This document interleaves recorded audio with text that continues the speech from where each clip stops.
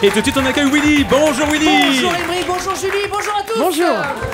Bonjour Willy. Phil, bonjour Salut, tout le Émeric. monde. Et c'est un grand moment d'émotion qui règne aujourd'hui dans ce studio. Oui, enfin c'est surtout un grand moment d'émotion pour vous, cher Émeric, celui qu'on en appelle crinière d'argent. Et il en a emballé des jeunes filles sur... Ah ouais.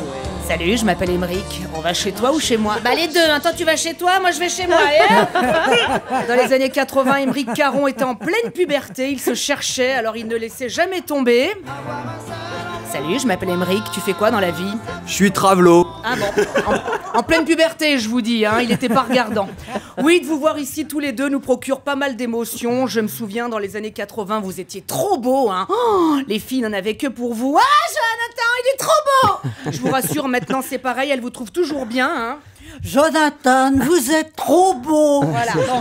Avant, vos fans, vous les montiez à l'hôtel. Là, vous voulez toujours le faire ou Non. Voilà, très bien, il me semblait bien. Dans les années 80, vous voyez dans tous les journaux d'opinion.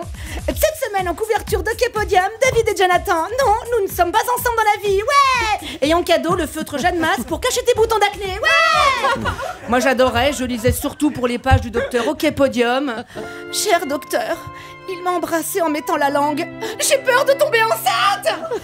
Oui, ça fait plaisir de vous revoir, Phil et Jonathan. D'ailleurs, maintenant que vous êtes là tous les deux, vous pourriez faire un duo, histoire de relancer votre carrière. Avoir un seul enfant de toi. Est-ce que tu viens pour les vacances? Mais je n'ai pas changé d'adresse. Ça fait longtemps que j'attendais. Les années 80 étaient des années audacieuses. Dans la chanson, ils s'étaient tous réunis pour sauver l'Éthiopie. Mais aujourd'hui, qu'est-ce qu'ils attendent les chanteurs pour sauver le concombre? Loin de nos assiettes, de nos fourchettes, avec un steak ou en vinaigrette, le concombre meurt peu à peu. Avec moi! Peu à peu! Oui, ils s'en vont le concombre! Dans les années 80, le dessin animé phare s'appelait Bibi Phoque. Hey, Bibi Phoque!